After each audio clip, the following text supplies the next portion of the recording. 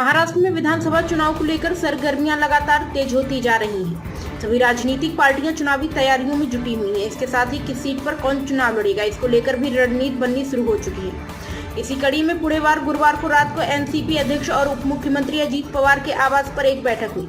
इस बैठक में पार्टी नेता प्रफुल्ल पटेल, सुनील तटकरे, धनंजय मुंडे और नवाब मलिक भी शामिल हुए।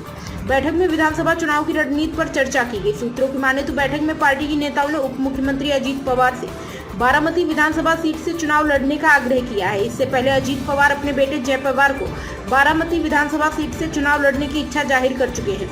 गौरतलब है कि लोकसभा चुनाव में बारामती संसदीय सीट से अजीत पवार की पत्नी सुनेत्रा पवार मैदान में थी, जिन्हें हार का सामना करना पड़ा था। लोकसभा चुनाव में भी चर्चाओं में रही थी बारामती सीट। बता दें कि बारामती लोकसभा सीट पर उप मुख्यमंत्री अजीत पवार ने अपनी पत्नी सुनेत्रा पवार को मैदान में उतारा था, जहां उन्हें शरद पवार की बेटी सुप्रिया सुले से हार का सामना करना पड़ा। पत्नी सुनेत्रा पवार की हार पर अजीत पवार ने जिम्मेदारी ली थी। उन्होंने कहा कि जो कुछ भी हुआ उसके लिए मैं ही जिम्मेदार हूँ, किसी और की कोई गलती नहीं है।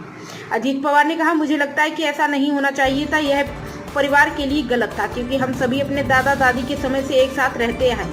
इसलिए मुझे लगता है कि जब परिवार के सदस्य एक दूसरे के खिलाफ खड़े होंगे तो एक जीतेगा और दूसरा हारेगा। मैं हमेशा वही करने की कोशिश करता हूं जो मुझे सही लगता है। बाकी फैसले पार्टी नेताओं के साथ चर्चा के बाद किए जाते हैं।